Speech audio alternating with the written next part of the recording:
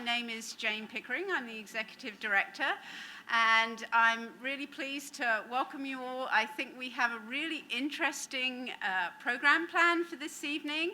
This particular program is sponsored by the Harvard Museum of Natural History, and we're delighted to have four very special guests that I'm going to leave someone else to talk about with us tonight. But we will be describing our newest exhibition, Next of Kin, Seeing Extinction Through the Artist's Lens. And this exhibition showcases the work of artist Christina Seeley in collaboration with Susanna Saylor and Edward Morris of the Canary project. And it presents a provocative and powerful new perspective on the biodiversity crisis. I'm delighted at this point to welcome Ed Morris, artist and professor of practice in the Department of Transmedia at Syracuse University, where he co-directs the Canary Lab and the Canary project.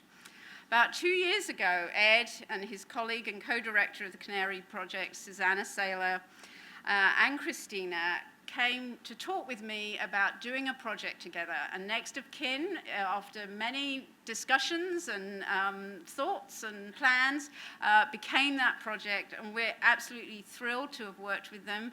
I'm thrilled that you guys will get to hear about it and get to see the exhibition later this evening. And so without further ado, I'm delighted to bring Ed onto the stage to introduce our speakers and give you a sense of the program this evening. Thank you.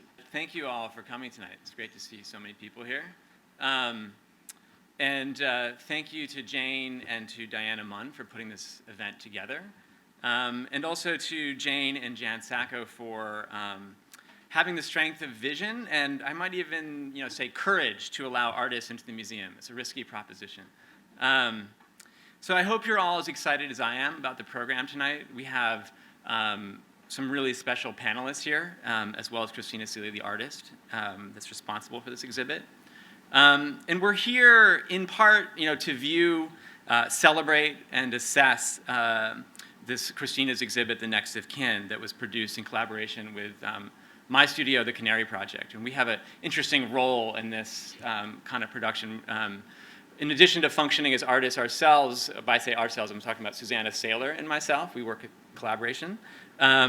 We also produce and collaborate with other artists. So that's what the Canary Project is doing there. So, it's really, as I mentioned, it's a strange thing having an art exhibit in a science museum because the audience expectations are different. You have a different mindset when you go into a science museum than when you go into an art museum. The goals are different somewhat, but also somewhat the same. And, that's some of the stuff that I want to get into when we bring up our panelists in a bit. So this exhibition has been a long time in the making. Christina will tell you a little bit about her thought process and thinking. But first, let me just lay out the program here. So I'm sort of the MC moderator for the evening. So Christina will speak for about 15 minutes to explain, 15-20 minutes to explain the exhibit. And then we'll bring up two panelists. Those panelists are, I'll introduce them more fully later, but we have a scientist. It's like a butcher, the baker, and the candlestick maker kind of thing. We have Christina, the artist. We have Ross, Virginia, who is a professor of environmental science at Dartmouth. And then we have Carrie Lambert-Beatty, who is an art historian, art critic, professor here at Harvard. From my perspective, the Next of Kin exhibit is as an installation, is a meditation upon the extinction crisis. It's also a memorial of sorts. I think we're thinking of it as a kind of monument or memorial for some of the species that we've already lost, is one partial way of understanding it. But it's also something underneath this. It's an investigation into forms of knowing. That's sort of the challenge of having an art exhibit in a science museum, is you have this kind of juxtaposition of different ways of knowing. So there's the knowing of science, but there's also the knowing of art. And I want to propose that to you, that art is a form of knowing. I don't know that we usually think of it that way. So this is a topic, again, that we'll pursue a bit with the panelists. But first let me introduce Christina. So Christina Seeley is an artist and a professor, also at Dartmouth College. And I got to know Christina several years ago when a mutual friend introduced us because we were both working with photographs about climate change in some way. And so this friend suggested that we get in touch with Christina. And Christina had recently embarked on a project called Markers of Time, which I urge you to look at. This project featured very inventive photographic studies of the relationship, or you might say discrepancy, between human time and the time of natural systems. And an important sub-theme of that work was to look at the impacts of climate change on ecosystems in the Arctic and temperate zones, particularly the Galapagos. And the daguerreotypes, so there's a set of daguerreotypes that you'll see in the exhibit, which are a very unusual photographic form to see produced in this time. They were kind of a mirrored form. And they were largely used as memento mori to photograph either people that were relatives or before war, going off to war, you would often get these daguerreotypes taken that were meant to serve as a memory of you while you were away and then perhaps dead. So the daguerreotypes in the exhibit are very unusual for the fact that they show living creatures, and often living creatures in action, even in flight. So we reached out to Christina, Suzanne and I did, in 2012 to see if we might collaborate or support her work in some way through our studio, the Canary project. And we've since become very close friends and co-conspirators. So Christina was recently awarded a Smithsonian Artist Research Fellowship, and Suzanne and I were also awarded the same fellowship at the same time. And it was our work together in the National Museum of Natural History, examining their archives and considering the charisma of the artifact versus its datum that led directly to this next of kin exhibit. So that's another theme, is what is the charisma of an object versus its informational content. So Christina's deep concern for the impacts of climate change, her sensitivity and empathy for animal life, and her resilient commitment to avowing the political in her work are sources of real inspiration for me personally. I will add that I know very well the risks of making markedly political work. It's not that different than the risk of being avowedly political or activist as a scientist. That's another topic I want to flag for potential discussion or consideration. And so we'll get to that in the panel. And I didn't mention, but so we're going to bring these panelists up after Christina talks. We'll have a discussion for a little bit, but I really want to get the audience involved as soon as possible, so start thinking about your questions now. So Christina has exhibited her work widely in such museums as the Museum of Contemporary Photography and the Walker Art Center. Her photographic practice is fundamentally interdisciplinary and stretches into the fields of science, design, and architecture. Her first monograph, titled Lux, was co-published by Radius Books and the Museum of Contemporary Photography.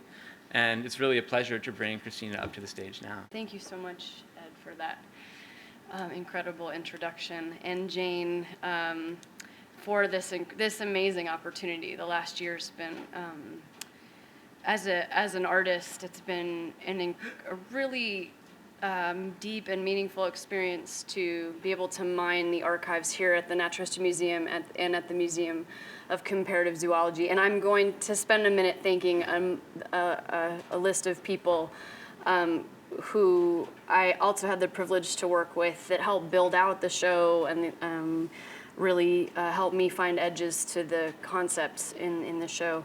That include the exhibition team. Jan Sacco is this incredibly gracious and very well organized manager of the exhibition team. Tristan Rocher, who is one of the most talented builders I know, and always tried to help me figure out the best way at the ideas I had and how they could manifest in the space. And then Sylvie Labrador, Bill McCann, Tony Greeny, and James Scatgetz were all instrumental in helping, again, build out the show. The lighting programmer, Alex Griswold, he worked with me to get this very precise lighting sorted with the portraits you'll see in there. And we worked with Matthew Patterson Curry, Ed, Susanna, and I on the audio that you'll hear in there using extinct bird sounds from the ornithology collection at Cornell. And then in mammalogy, I worked closely with Mark O'Mara and Judy Chapasco, who were very gracious and incredibly interesting kind of sort of collaborators in a sense, as well as in ornithology, Jeremiah Trimble and Kate Eldridge. So I just want to make sure to thank all of them, because I really spent a lot of time with all of those people over the last 6 months before the show came up. And then I want to also especially thank Carrie, Lambert-Beatty, and Ross, Virginia, for being here tonight and engaging with us. And it's been such a pleasure to work with the Canary Project, Ed and Susanna, for the last couple of years. I feel like it's made my practicing much more meaningful, and dealing with topics that are really difficult. I think it's very important to have a community and to have this exchange. It helps dig deeper into this difficult moment we're all in together. So to start off this talk, I'm gonna talk really speedily about a couple of projects that were mentioned to give you a sense of the way I work as an artist. And how I work in the science context, as this is the kind of the crux of the discussion tonight. But I also want to be sure to emphasize the complexity of working with photography, in particular as an artist within this context. So photography is a medium with an incredibly layered relationship to veracity and truth, increasingly so lately in politics. And it's a medium that is now ubiquitous in mainstream culture. So a viewer coming in to see my work, or Ed and Susanna's work, they may feel a kind of ownership over the photograph that they wouldn't feel if they were going into a hall of paintings or sculpture, et cetera. So they too may feel like they can pull the small computer out of their pocket and take the pictures they see on the wall, or have this much more of like a familiar relationship to that thing. And this can be complicated in a way for an artist like myself, who it took me 5 years to find all of those species in the wild and travel to the far edge of things to meet them, and then learn how to photograph animals, and then come back here. And then it's also easy to skip kind of what it takes to have access to a museum like this, and the scheduling and years of research and the crew of people that help you make the images, and then the assistant and the setup and the labs and the framing and et cetera, that can seem very disconnected from the thing you're seeing on the wall. So that production. So this photography is a strangely layered medium to work with in this context. And the viewer also has this in-depth, probably somewhat subconscious literacy of photographs as well. So meaning they have this massive file, most likely in this case of wildlife photography. So many of you may go into there, you've had a lifetime of looking at images of animals that come up to the way you're gonna have this exchange in that room. And most likely you will have also on your way in seen a few more of them in the other halls. And these photographs are designed to be directly connected to facts, which are also known as science, right? So in this context, those photographs are much more directly associated with fact. And my work as an artist, on the other hand, is not meant to explain or answer, as Ed brought up, but to provoke connection and engagement and emotion. And as the other exhibitions, I would argue, are trying to do as well, but ultimately to inspire questioning. So within the Science Museum context, next of kin may be disorienting for viewers, and that may be expecting this explanation. And if Ed and Susanna and I are doing our collective job as artists, the exhibition should be slightly disorienting. And hopefully the experience also lingers with the viewer, not only as a contrast to what they're expecting to find, but the experience itself as a kind of multi-sensory space of reverence, this dim kind of lit space that might challenge you to face something as difficult and enormous as this sixth extinction that we are all in now. So I hope all of you leave with some difficult emotions in a kind, compassionate way, and some nagging questions, and not the answers. You might find them in the neighboring halls, but in next of kin, you're sort of meant to leave with some kind of resonance of questioning. So I'm just quickly going to give you some context about myself as an artist as we enter into this discussion, and tell you a little bit about my work and my practice, and then I'll give you a tour, a little brief conversation about, talk you through the show. So I'm interested in human understandings of time in the natural world, and my expedition-based practice explores global systems for the most part, both built and natural. Embedded in the work is a dialectic between the surface documentation of photography or representative media and the complex reality that lies beyond that surface. So I'm often pointing back to the act of looking in the work, and I'm interested in how beauty can suggest both the ideal and the simple and ideal, but also reflect or obscure and often darker, more complicated truth. This is from a project I'm in the middle of now called Terra Systema that is working between the Panamanian rainforest and the Greenland ice sheet, where I traveled with Ross, Virginia, who you'll meet in a bit this last summer, and looking at these two systems in conversation with each other. So my first major project that Ed mentioned, Lux, I photographed 45 cities in the 3 brightest regions in the world based on this NASA map of the world at night, only recording man-made light. So I was interested in the idea of this cumulative light and what it means about human impact, but also the complexity of that light as something that's very beautiful and means a lot of positive things about humans. So it's meant to be a complex conversation. And this was before An Inconvenient Truth came out and the internet was ubiquitous and the current green movement that was, and climate change were on the table again. So it was a very different time when I was working on this. And the map has changed since then in ways I could never have imagined. I mean, the speed at which we've built, and China's a completely different thing on this map now. It's kind of mind-blowing, actually. So these are really quickly, they're about 4 by 5 feet, and they're shown in a space with a NASA map key. So you're always connecting the local to the global. So that's something that comes into play again. In Next of Kin, it's about the animal kingdom as a system. So the singular to the whole is a big part of the way I work. And then the next project that also Ed mentioned is Markers of Time. I moved up to Alaska to live and work in the Arctic for 6 months from summer to winter solstice to experience the evolution of perpetual day to perpetual night. So after Lux, I had been in this intense stage of disconnect from natural nighttime, and so had this real urge to reconnect with planetary time and really thinking about this conversation with climate change. So here I'm on the frozen Arctic Ocean on the left during perpetual night, watching and filming the moonrise, and then on the right, this is midnight, the summer solstice during perpetual day. And you'll see here this turned into some of the work from that, turned into half-hour exposures of, this is the midnight sun over the Arctic Ocean, where there's these huge pendulums of 90 days of perpetual day and then 90 days of perpetual night.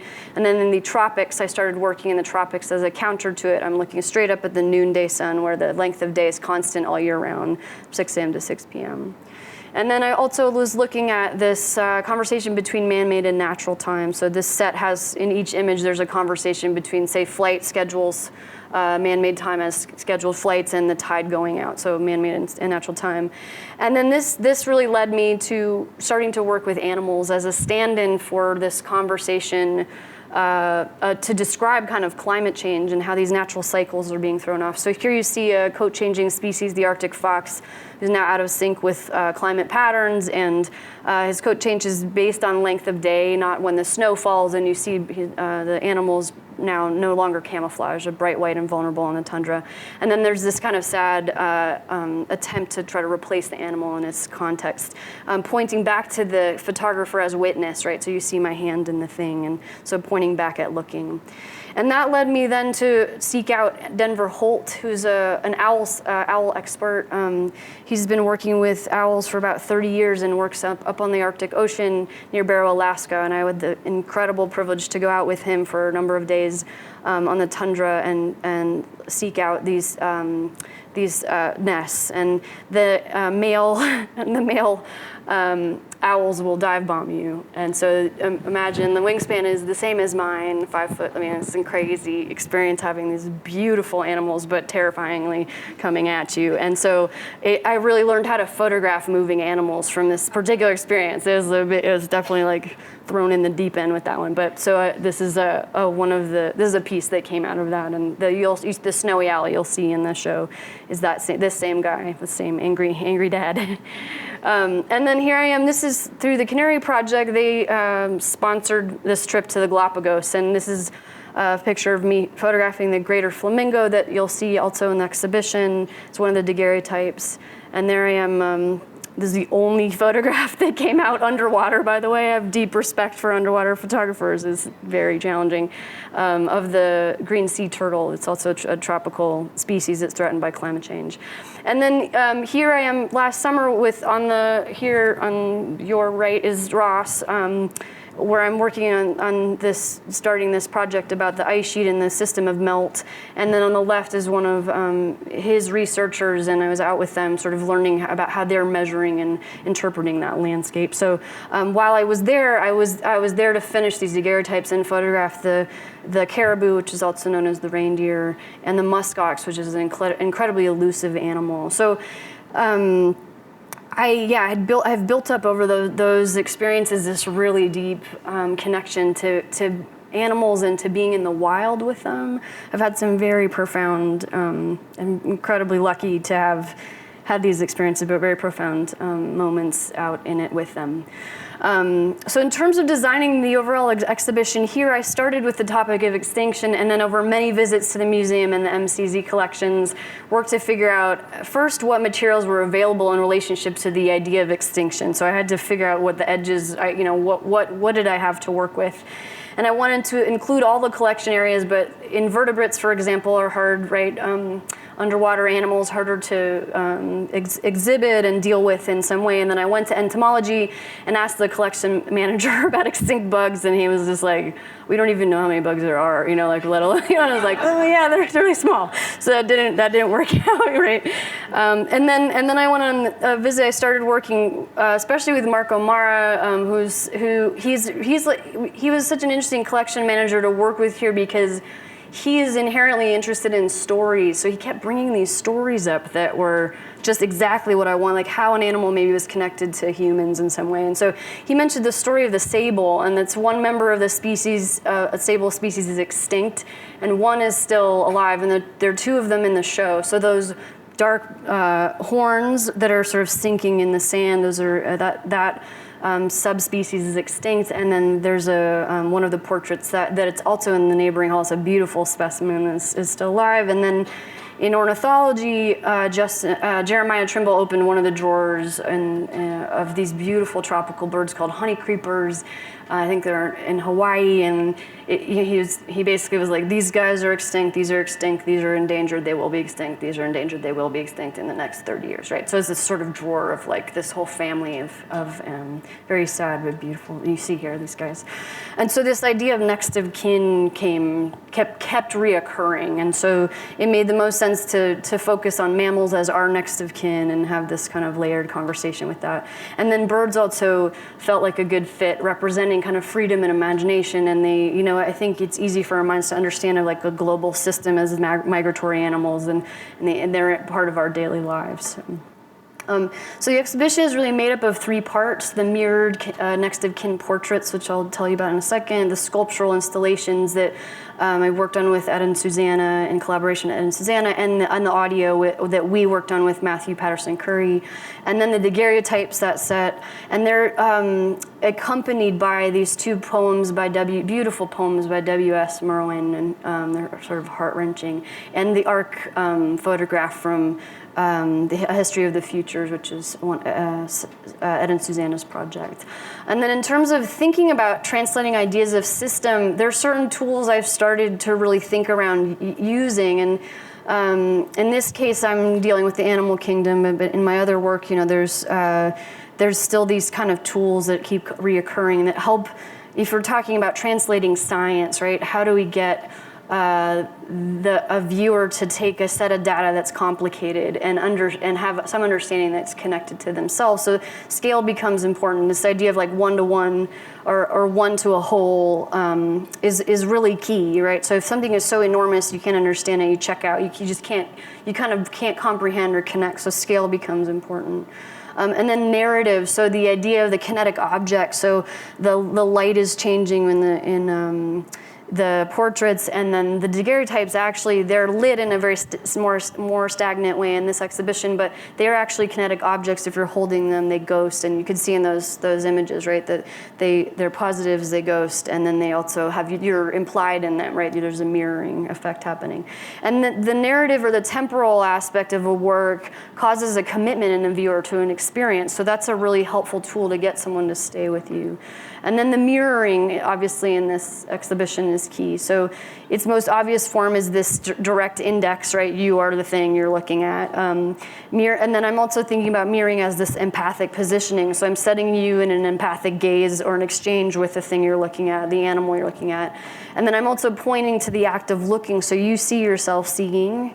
And it's also a mode of implication, so you're implied in the whole, right? So you see yourself in the problem or the thing or the topic. And then the experiential, right? So as a sort of all these things together, there's discovery and time passing and a registration of, again, the self to the whole, and this activation of multiple senses. So you hear audio, the light's changing, you're under slate, you look at a whale ear bone, or you can think about your ear, et cetera. And then with a potentially short attention span of a viewer, there's a lot happening that, hopefully not too much happening, but enough that you're kind of attached to the experience and you want to investigate and you continue to discover and then leave with this lingering, hopefully new perspective. So the mirrors, hopefully it's changing. Okay. So the mirrored portraits are two-way. I had this idea a couple years ago, actually, and was very happy to be able to really play that out here. There are two-way mirrors on the set of 10 portraits you see in the exhibition, and they're backlit by a light box that is slowly dimming and brightening, right? So designed to be at fairly imperceptible rate. So if you go in there and you don't know they're changing, it'll take a minute. And if they're all the way off, the Hall of Mirrors also has this connection to Versailles, like this, the Hall of Mirrors is sort of reflecting privilege, and there's a history of that idea that I liked in there. But I especially liked that was somewhat of like a surprise was that even when the light box is turned low, there's this kind of ghost of the face that happens. So when you're looking at it, and the idea is the animal's replacing your face, but that there's a sort of, at the moment, for a minute, you see something and you don't know if it's there or not. And it's, and the sort of, then when it fades out, that loss, I was happy, had sort of conceptually worked in how they were hung in there. So this is the giant sable. Introduce you to these guys. The jaguar, sea otter, the maned wolf. This is a grizzly bear. This is the saiga, which is really amazing, like a Dr. Seuss, kind of very cool animal. Siberian tiger, African hunting dog, the pigtail macaque, and an anoa, which is a bovine. And the way the edit happened was somewhat fluid in that, all of the endangered species I kind of surveyed, the ones that were really charismatic I ended up photographing, and then a few got edited out. So, if your taxidermy isn't really very good, it can be terrifying instead of like connective, right? So in some ways that the edit was self, sort of like already part of the process. But some of these, I mean, the jaguar in particular was like, it was incredible to spend time. It was such a privilege to spend time with these specimens. I mean, on some level to have them pulled out. And here's just me like in the case. That rhinoceros on the left is like, I think it's been there for 100 years. It's really heavy. You can't move it, so we had to jam between the rhino and the window to get the just this very bizarre situation. And then there was this kind of ring of butts too in the middle where my assistant was standing at one point. But so this is kind of an incredible experience. You're all the lights are off, and you're just with these animals in these cases. So then you can see here again. They're pulled out and then photographed. And then here's just testing the light boxes. There's some technical things to sort out and see if they would work. And I was really happy with how they came out in the end. And then these are the other daguerreotypes. This is the snowy owl, as you saw in my experience out there. The walrus, which also, I feel so lucky to have met this herd of walrus in Svalbard, way north of Norway. When I was there, it was us and them on this tiny island, as far north as I'll probably ever get. The Arctic fox, the marine iguana, the Galapagosian penguin, the fur seal. And then the last section are these sculpture installations that we worked together on, Ed and Susanna and I worked together on. And so I went in and did a lot of research to figure out a similar thing, find out all the specimens that were from extinct species for the most part, and then figure out, find the right, most charismatic ones to work with, and start to think about how we can activate the selection that we decided on. And so here are those sable horns, and we decided to work with this black sand that's kind of like the idea that the animal's sort of sinking and fading away. And you see in the background this stump, we didn't have to do anything with this tree trunk, because one endangered but extinct in the U.S. and Canada, and Mexico, a species, the thick-billed parrot, and the imperial woodpecker that is extinct, both nested in this same trunk, which is just kind of powerful story in itself. And so here's just trying out something, we just didn't know what we were doing, testing out how to deal with this object. And this is the moa feather that, I don't know if you've had a chance to look in the big dark case, there's a little hole and you get to see this single feather of the moa that you can never really access in there. So the idea of there's a huge skeleton behind there that you can never quite see. And then on the left here, the auk bones. So the great auk was one of the most recent, we know where the last auk was seen, basically on an island near Iceland. And so all of these bones were collected. And to be honest, we didn't have to do much. They were so beautiful. Jeremiah would open the box and it was just like that. We didn't have to do anything, right? So you'll see in a second, we sort of Tetrised out the boxes, and really we're trying to use the language of conservation in there to sort of ode to the museum in a way that there's this really beautiful language of actually just conserving things, and this reference of sort of genocide too that's inherently in there, right? There's like many, many bones of the one animal, and the many parts make up the whole bird. And that herd in the back, those heads, those guys are not extinct, but they're meant to kind of like be staring you down. They're like counsel. They're like, okay, yeah, you got to deal with them. And here's Marco Mara helping us curate who's going to make the cut, who's in the family. So. And a really serendipitous thing happened where we had to put the subwoofer in the narwhal case. It makes this rumble bass sound that actually when you're looking at the herd, it sounds like a herd. I mean, that was just kind of an amazing thing when you're staring at them. Like they look angrier when that's playing. And then here's, this kind of perfect, we just lucked out like that, the case we were working in just fit these boxes perfectly. And then the whale ear bone, this is a Saya whale. And I was trying to figure out how to position it where it's where the whale bone would be in the whale if the whale was in the room. So really trying to think about kind of how can we kind of connect to the thing that isn't there in this small bone for this enormous animal. And then it's set in there on some soundproofing material that looks actually like it's like a sea anemone or something too. It also really worked out. And then the narwhal tusk, which seems to be a favorite, it was just broken already in 3 parts, which is just poetic in itself. And we wrapped this red string around it, and we're speaking to the history of the relic and how the relic is often presented. And there's a Latin phrase that I might have Ed tell you what it means a little bit later. But and then here you'll just see these are there's the whale ear bone in effect in the space, and the grizzly, a skull that's just kind of set at your eye level again, and it's a California grizzly. The grizzly is doing okay, but the California grizzly is extinct. And I'm from California, so it's a little bit of an ode to my upbringing. And Monarch, the last grizzly, was died in California in 1911.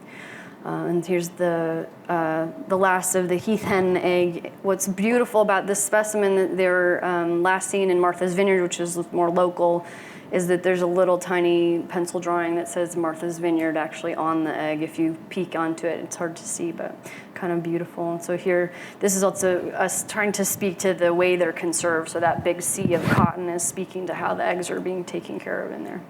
So here, just really quickly, are a couple installation shots, and you'll get to hopefully go experience it. It's very different. It's incredibly hard exhibition to photograph with all the reflective surfaces and audio and changing light. So I hope everyone gets a chance to go up there and see it. And again, thank you for being here.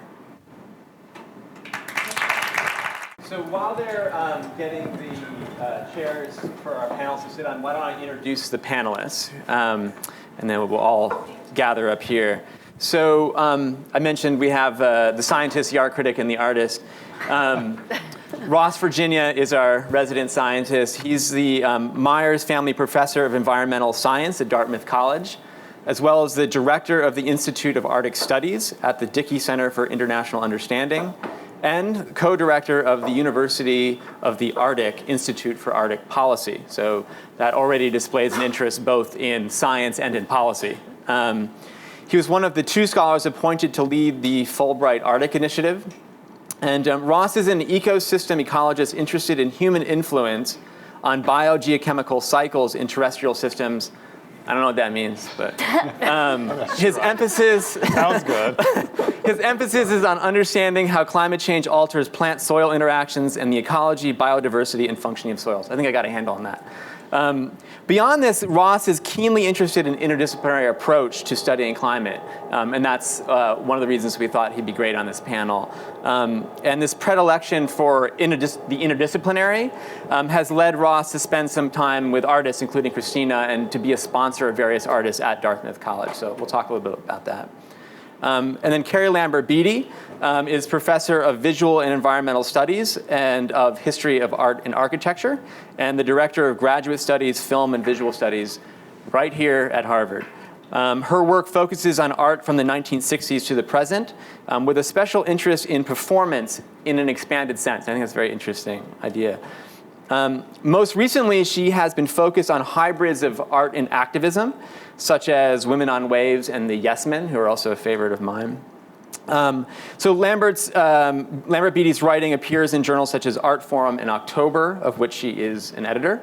And she is now at work on a book for University of Chicago Press related to her, I would say, seminal 2009 essay, Make-Believe, Parafiction, and Plausibility. And hopefully we'll come to this notion of parafiction, which is it's a difficult one to understand. It's a little slippery notion. But it explores, this idea of parafiction explores deception, confusion, and states of doubt in contemporary art and culture. And so this idea of disorientation and the value of disorientation is something I want to get to. So it's largely this work on art and activism and also on parafiction that we thought Carrie would make a great addition to this panel. And I had the pleasure of sitting in on a class with Carrie on art and activism when I was here at Harvard as a Loeb Fellow in 2009, and that really had an enormous influence on me, actually, in my then beginning career of art. So why don't you guys come up and we'll talk. Yeah, the program here is, we'll chat a bit amongst ourselves for a little while, but I really do want the audience to be thinking of questions. You guys thinking of your questions? Okay. So I want to start with Ross a bit. So Ross, as I mentioned, you value the interdisciplinary, and that includes artists in your book. Could you just say a bit about what you see as the role of the arts in the sciences, or why you've begun to work with artists at Dartmouth? Yeah, so I'm a science guy and the biogeochemist in the room, and I began to develop interest in this, and we had the challenge, and we were presented with an opportunity to rethink how we train scientists to work on these really large, complex problems like climate change and extinction. And I came to realize pretty quickly that the way we were training our graduate students and even our undergraduate courses really wasn't up to the challenge. That the challenge really required multi-disciplines. It required people with different views and training, diverse perspectives on issues to come together and to exchange in dialogue. But in particular, I thought the arts represented a new way into thinking about the way that we relate to the world. I've been working in the Arctic and the Antarctic for a long time, and I've been going to certain places for 30 years. And I have all kinds of papers about them, charts and graphs and published on what's going on there. And they convincingly show that those places are changing. But I also have my own personal connection to that place, right? I see it change. I see the ice changing. I see the vegetation change. I know that the people that depend on those ecosystems who I talk to, and they're my friends, that their relationship has changed. And so I realized that my writings and my science were not capturing that. And that's just what my students wanted, was that latter thing. You know, they come to the classroom, they're not in silos and bunkers, they're not biogeochemists, they're students. And they have the opportunity now to know so much about the world through social media and their phones, and they can Google and Skype. And so they're already primed to get into new ways of thinking about the world.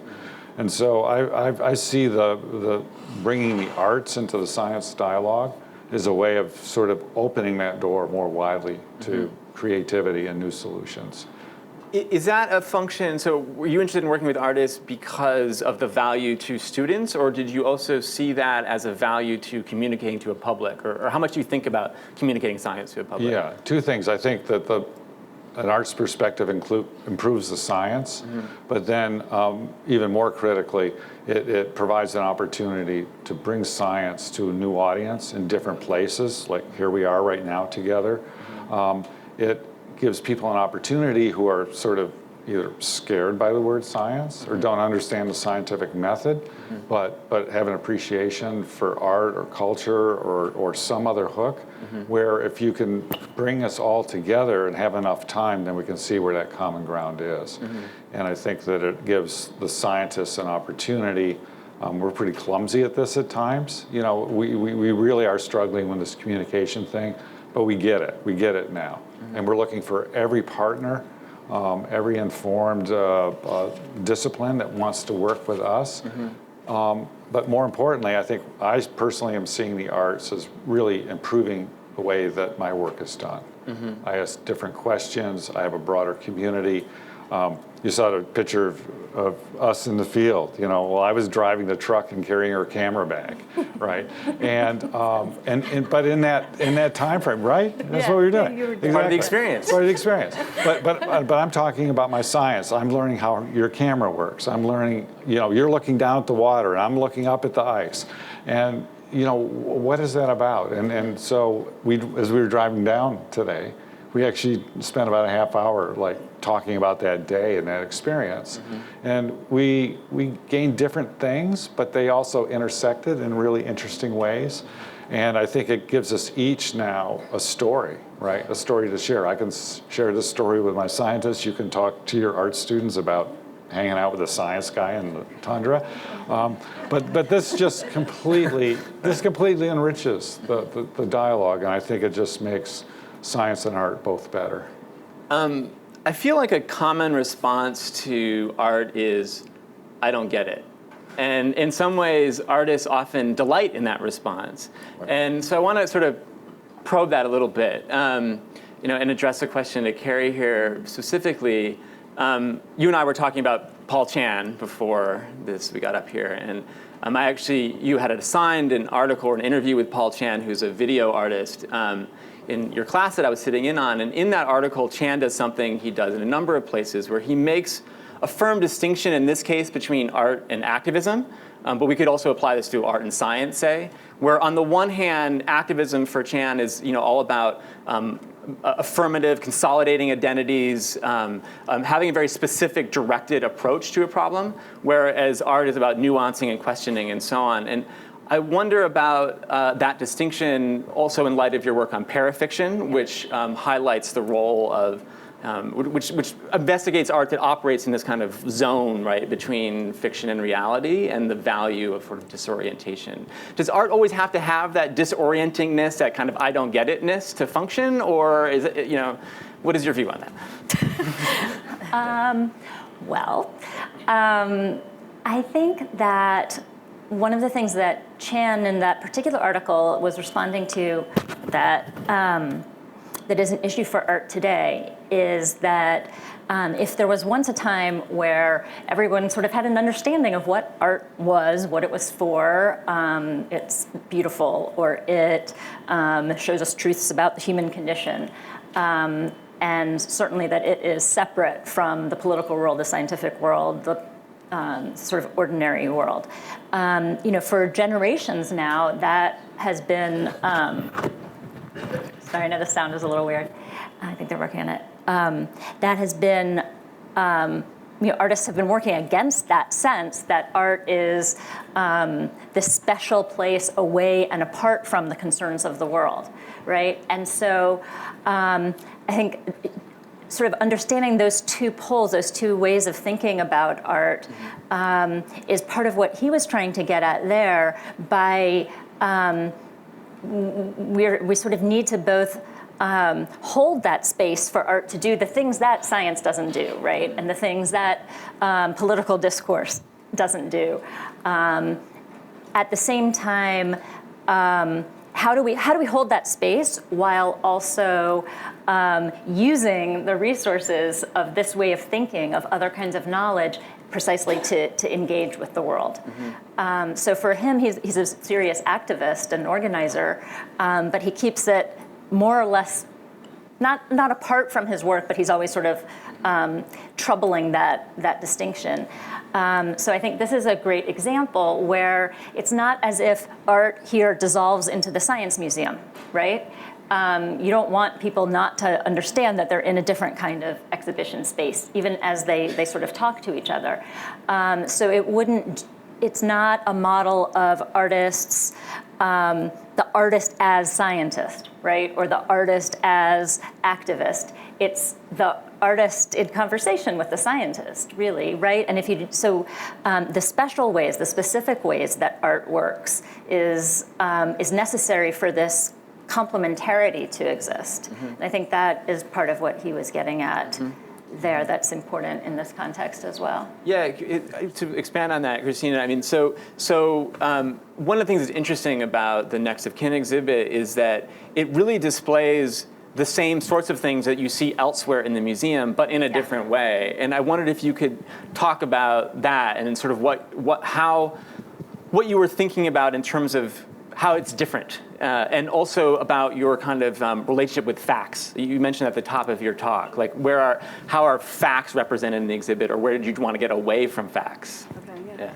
I think from the beginning, I thought of the show as an experience again. So that became important, that in a way to design an experience then that may be different than you'd find in a different space, or the neighboring halls would allow it some clarity around being an art exhibition, right? So if you go into that space and we worked on making sure it was very dim and there's some sound and then there's this change of light, et cetera. And that you're not receiving the facts you're expecting in the other spaces.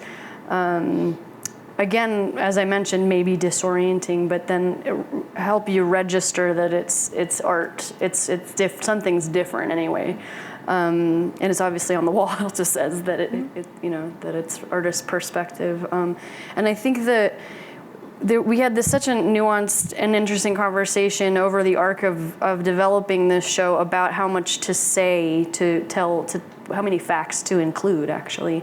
And you'll notice in our collaborative sculpture installations that there's a combination of kind of the poetics in the writing and then facts about each of the specimen or those species.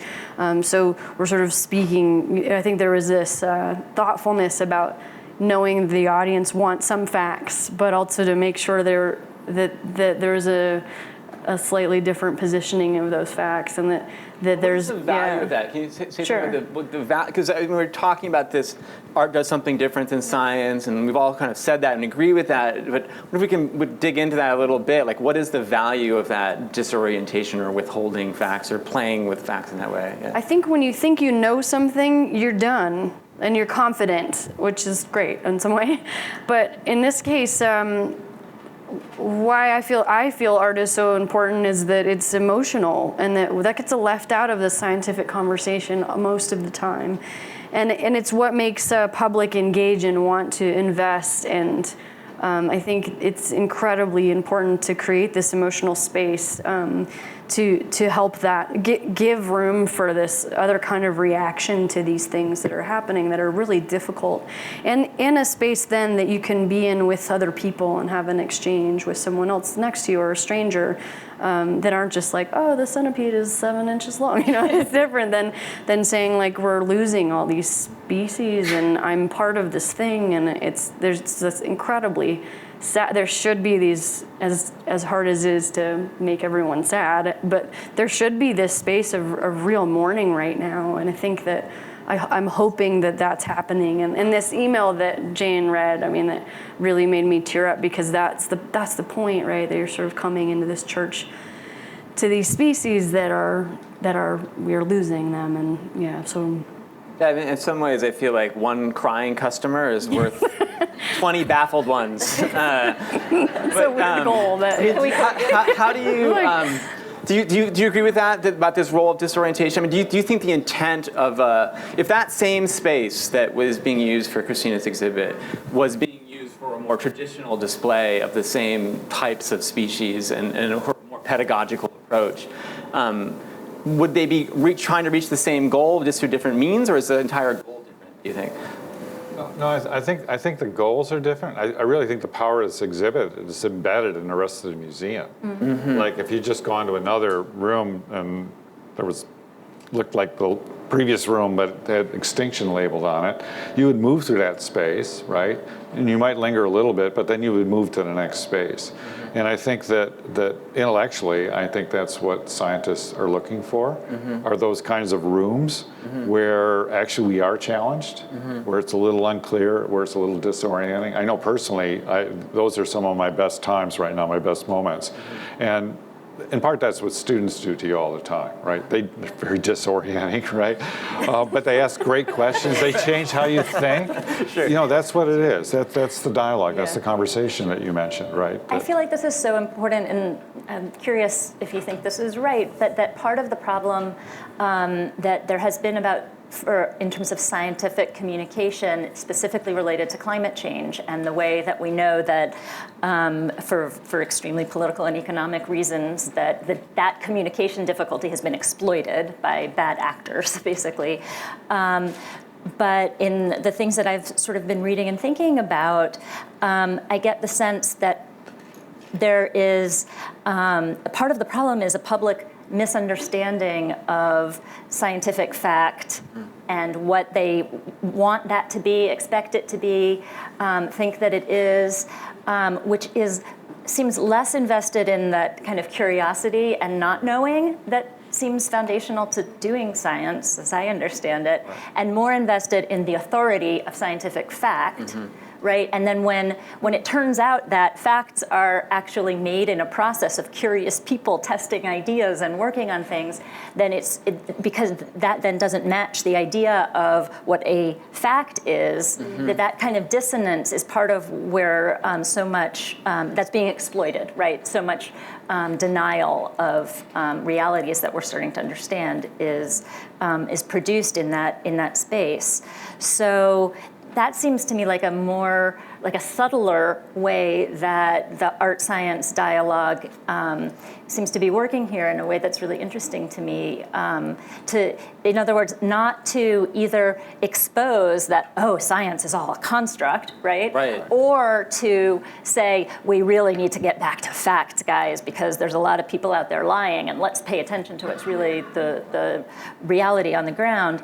Not throwing more facts at people to convince them, but instead, hooking you into a process of being curious and wanting to know and feeling that is part of science. It's not that it's so refreshing totally to hear you frame this in terms of process rather than result, and because I think that's sort of the key. I hadn't really thought of it that way before, because you often get this presumption from people who are looking at art that is about science or dealing with science that somehow it must be about institutional critique in some way. Exactly. It must be about critique, and it's not. It's a complementary. I mean, everyone's talking about that complementary aspect, which is really refreshing, because I also feel on the flip side that my experience with a lot of scientists who are thinking about working with art is that they come in with the attitude that it's to simply communicate the science or kind of jazz it up in some way or entertain about the science. Right. And I think that's not actually what we're thinking about here. No, but that's the process, right? I think if the process is that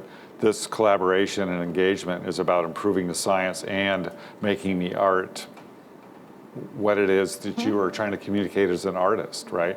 And that's really where we're trying to get, I think. And I think more and more scientists are getting this. And you talked about facts and information and the communication piece. I think it's just as much about scientists gaining the trust of the public. Right, And- which isn't just by throwing more facts at No, them. that's not an effective way to change attitudes about issues like climate change or biodiversity loss. It's really about becoming, familiar, being a family member, being a friend. And some of they just begin to realize that, oh, well, then I actually trust what this person is saying. I understand now that science is a process, that there's this incredible checks and balances around information, and when we say something as a fact, this is how we got to there. And so if they trust that relationship, then they're much more likely then to actually use the information that's available in terms of how they vote or what groups they support. All those things then flow from that. And I think that that's incredibly difficult, but just so essential right now to get there. I want to interject one more idea before we open it up to the audience, and that's this notion of activism, either within science or within art. I'll just start by I'm taking kind of informal poll. I'm basically asking everyone that I interact with professionally a very simple question. Are you an activist? Am I? Yeah. Yes, sort of, depends. See, I'm a scientist. never just say. I'm a scientist. Yeah, Right, no, right. but I'm giving you sort of almost the caricature answer. Sure. I'm active. And I'll tell you. Let me tell you this experience. So this weekend, the American Association for the Advancement of Science met here in Boston. It's the world's largest scientific professional organization, and it publishes the world's leading science periodical, Science. There were thousands of us there. And this was the first meeting I've ever been to where the leadership of that meeting just came out, straight out, and just said that scientists have to become active, that we have a whole new set of responsibilities for engaging, for communication, and we also have to be more visible. We have to be more out there in terms of projecting our science. So, just to be explicit about that, by the now we mean because of this recent presidential election, or what other factors are involved? No, that's a main driver. I think all the major scientific organizations, they're just about without exception coming out and saying, march, do things that we would have never thought that we would do as scientific organizations. We all, as individuals, always make these choices. Are you concerned that could have an impact on the discipline, that it could somehow jeopardize the objectivity of the way people perceive science? That's the debate. My graduate students right now, they're asking me, are you going to march on April 22nd? Are you going to Washington or coming down to Boston? What are you going to do? I said, well, let's talk about that. And what are you going to do? And so that's really where it is this really energetic and complicated dialogue. And some scientists feel that we are compromising our objectivity, that what we have is sort of that validation of the data. And as soon as we become kind of out there a bit more and begin to interact with people who aren't scientists, that somehow that lessens the quality or taints the message. I really think we're at a tipping point on this. I think that the sense of the emotional sense of the community and the need for future decisions to be based on evidence. I think we're all compelled by that, and that's really what we're marching for, is that. What about you? Are you an activist? We've talked about it over the course of a couple of years, and I think yes. I also made a decision in graduate school that I wanted to make work that wasn't talking at people. So I think the way I'm an activist is about trying to open up a space for people to enter into something I believe in or the values that I'm trying to promote, but I'm not telling you what to think. That's very important, actually, to me as an artist, that I'm not talking at, because I also grew up in a very liberal, really, really extremely liberal culture, which I'm grateful for, but I also saw how the kind of extreme thinking could shut down the other side or someone who might need some help in terms of the conversation or would just refuse to learn at a certain point because of the way an extreme point of view is being represented. So yes, I'm definitely an activist, but I think I'm working out that middle ground. And right now that feels even more pertinent. I think the middle ground, we're so polarized at the moment. And so hopefully an exhibition like this is doing that. I'm just saying we're losing animal. I'm not saying anything else that's telling you to do anything or think anything, but that loss is happening. So there's fact. That's Right. There's veracity there. Right. Right. How about you, Carrie? Curious. No, I wouldn't say I'm not an activist. I mean, No. No, I mean, by any, as I'm listening to you all, I mean, I think I hold activists in very high regard. Like they're sort of that, like, I don't know. No, I'm a critic and an intellectual. And What's the risk? But I think what is important. I mean, I think I'm a citizen. And I think that I'm starting to be as interested in the model of what is it to be an artist citizen or a scholar citizen as an artist activist is sort of the language that we were using and talking about when we first met, because that seems almost more imperiled now, rather than, so instead of a model that's like either you're passive or you're active, you know, just how are you involved? Okay, yeah, that's interesting modification to that. Well, I really would like to open it up to the audience. We have mics going around. You must speak into the mic so that we can get it on the recording. Yes, right here.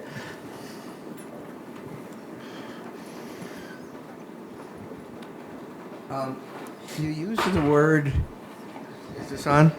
Yeah. Yes. You used the word science, and it kind of sounds like people use the word media as a broad term, and yet there's obviously a huge spectrum. Right.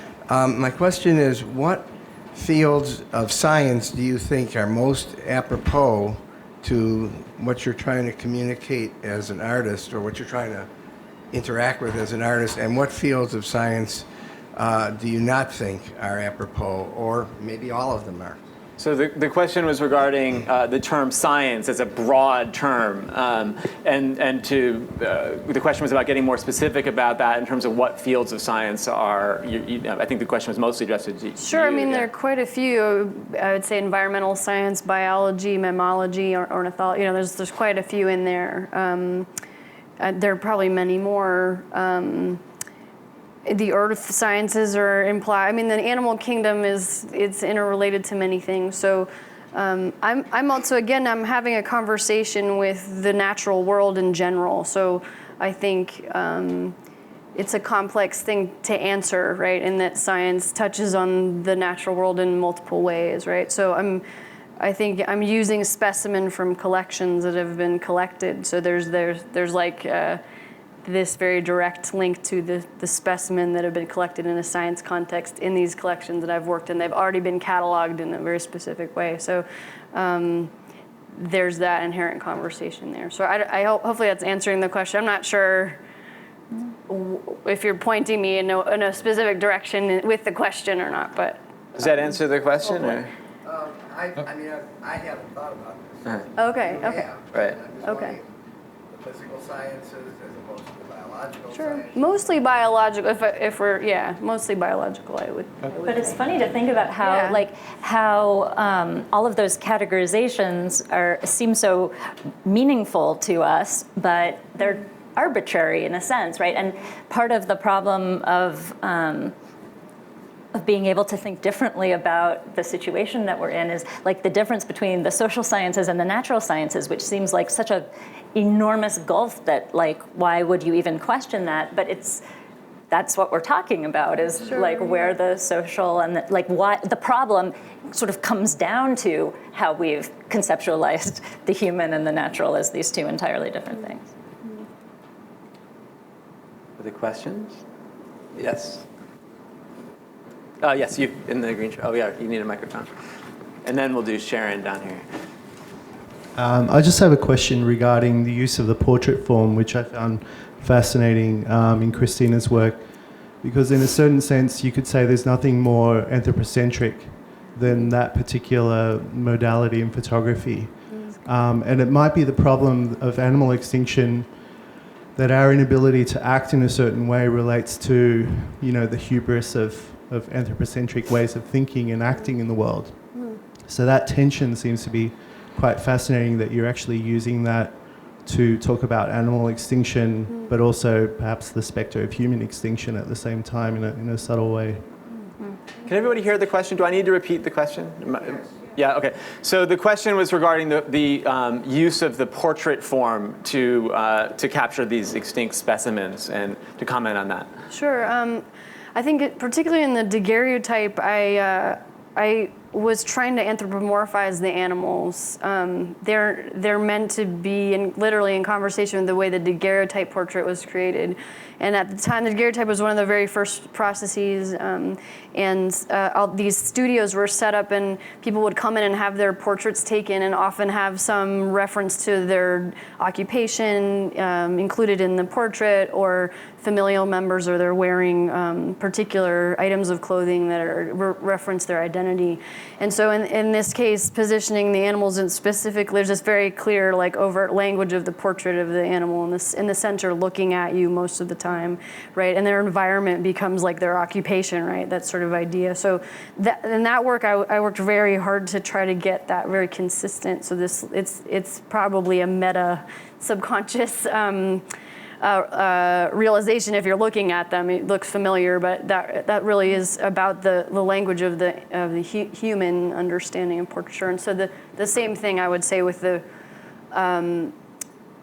next of kin portraits. I really was just really thinking about that mirroring too, and then the hall of portraiture that comes into play in like the history of painting, which also is actually the language in daguerreotypes comes out of the history of painting. So why you posed that, the way sitters posed in the daguerreotype came out of posing for your monarchical, painting of you and your family. So it's definitely overt. To the question of, like, do you think that that anthropomorphizes the animals? Definitely, and I mean to, yes, for sure. I mean, right, it's we are them, so that scale thing is also partly that I'm like trying to say you see yourself, you are an animal, you are this thing. So yeah, definitely. Yeah.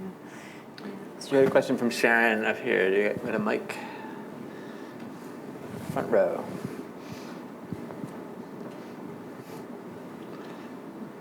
So I was thinking, I have a question for you, Ross. I was thinking about, Ed had mentioned in your bio that you have this public policy interest, right, and that as a scientist, I was wondering, and maybe this connection isn't relevant, but I'm wondering if your ability to go between science and policy, which you said there's a natural tension there, if that primed you to work with artists in some way, in that way of going from the scientist in research mode to being out in the world in public policy. It's a communication mode.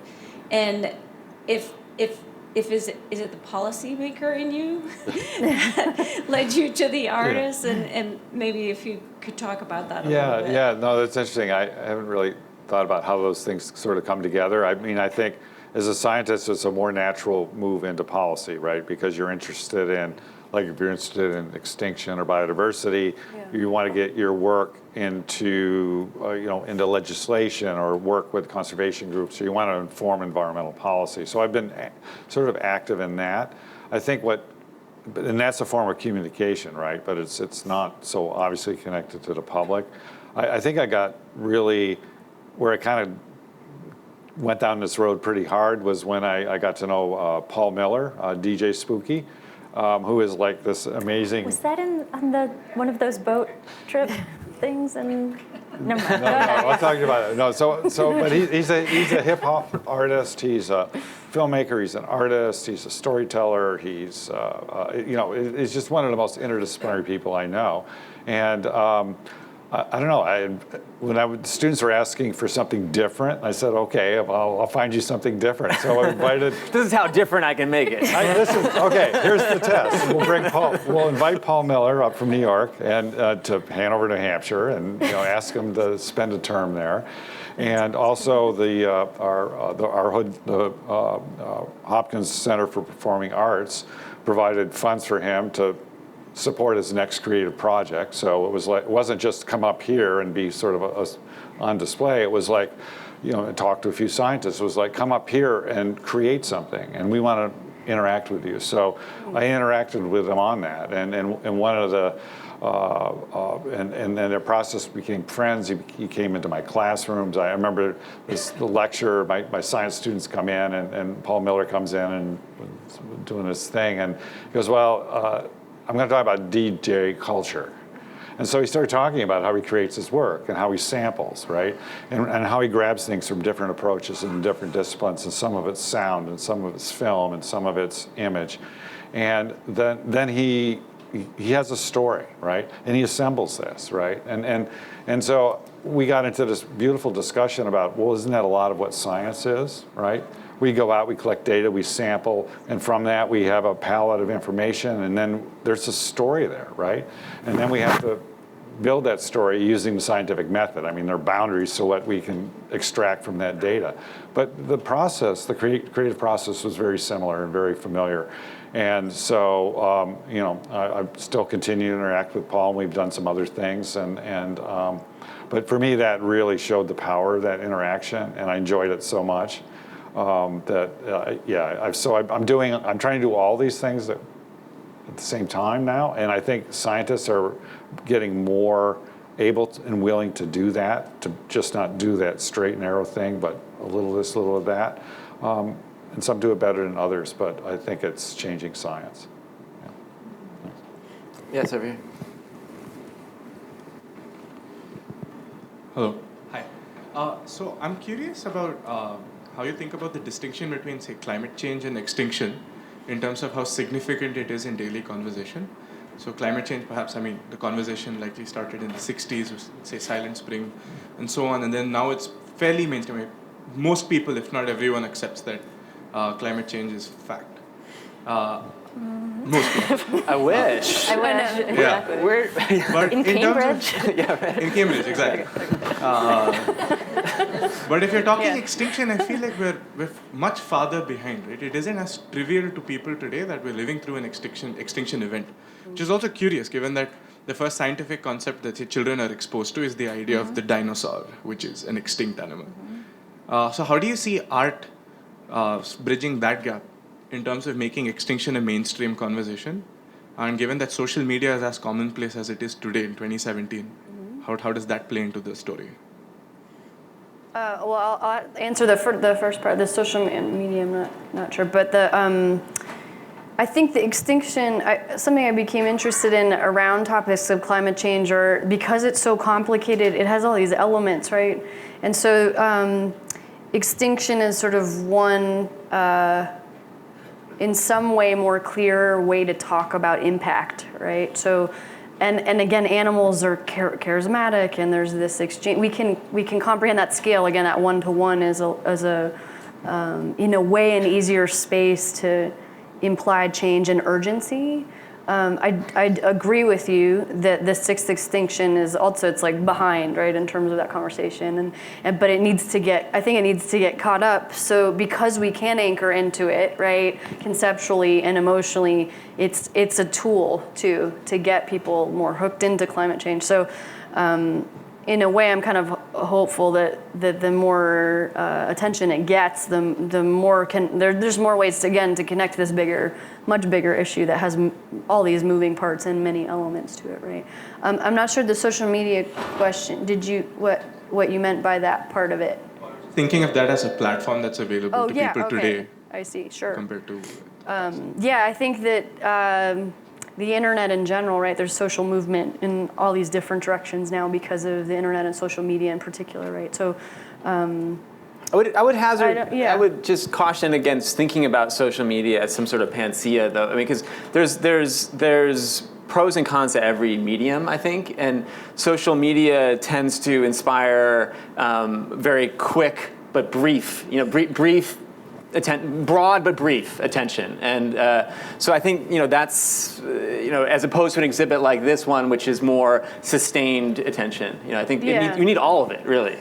Well, and to add to that, I'm happy when social media is kind of expanding the exhibition, but my attention isn't necessarily using that overtly or directly, right? It is to create this experience, and the science museum context is exciting for me, and I think all three of us working in this museum context, because the public is broader than in an art museum, right? So we get a huge generation shift, and people from all over the world are coming through here, right? So that means that the conversation reaches more people. So that's maybe a sort of like aside from versus, social media can be helpful, but actually the science museum context activates this conversation in a way that's very different than art museum too.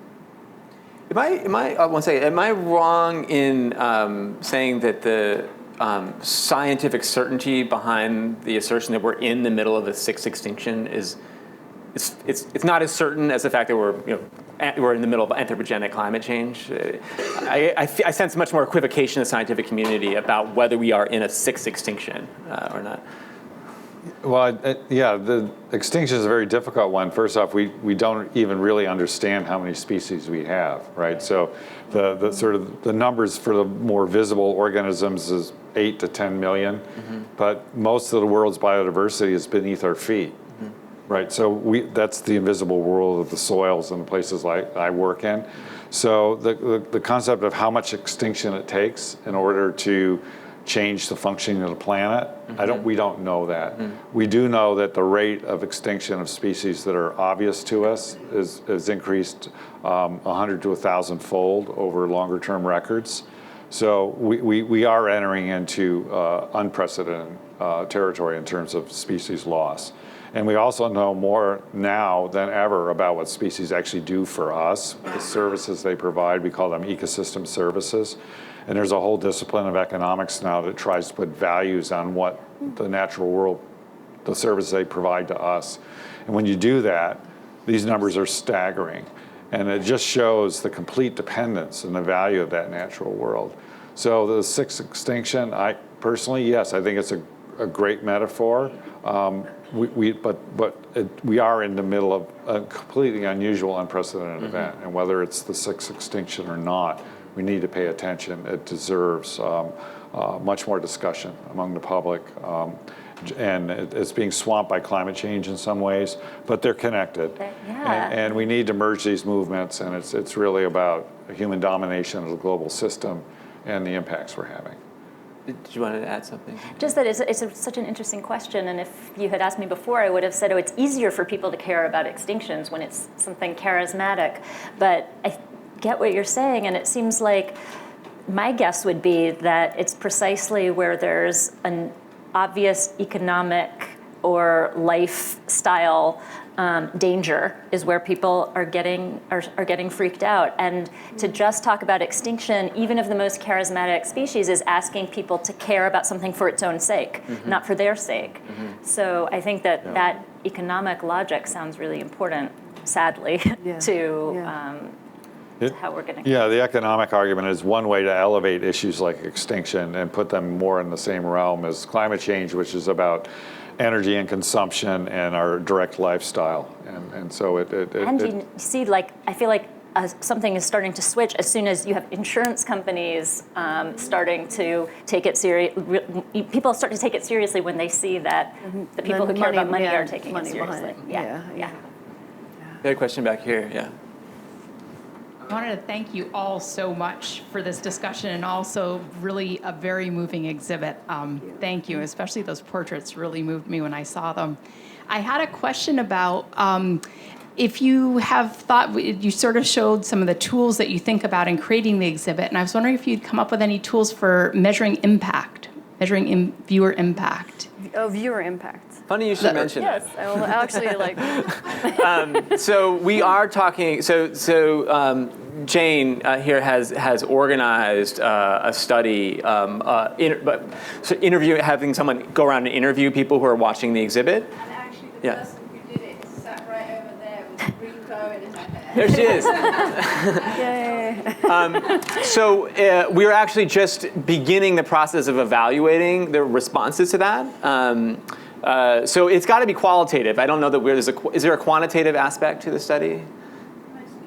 Mostly qualitative. So it's mostly based on interviews and reactions. But I think it's an interesting question, and actually we're going to be meeting about this very soon, because the questions we ask, we want to carefully consider the questions we ask, because there might be some discrepancy, as I mentioned before, in the intent of a science museum exhibit and an art museum exhibit. And also, from my perspective, there's a difference. Like I said, one crying customer is worth 20 baffled ones.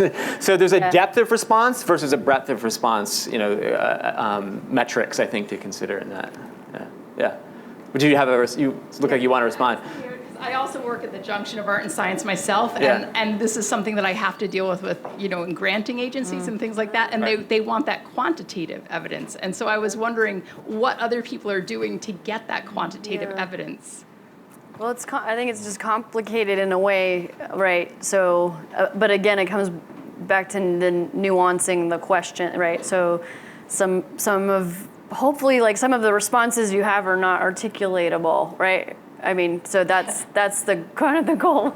So, but I mean, I think that's an interesting issue too, of how do you measure impact in this way? Have you done any work? Have you actually done some studies like this, or maybe we could use your help? Yeah, I have the qualitative. I mean, I've been exploring this myself. It's something that I've been challenged with myself, and so I would love to learn from you, and I'm glad to share what I've been doing as well afterwards. I mean, quite seriously, do you mind just saying after, and I can get your name? Because I'm very interested in developing this, and I think it's very challenging. So you probably I found it incredibly challenging myself. So thanks.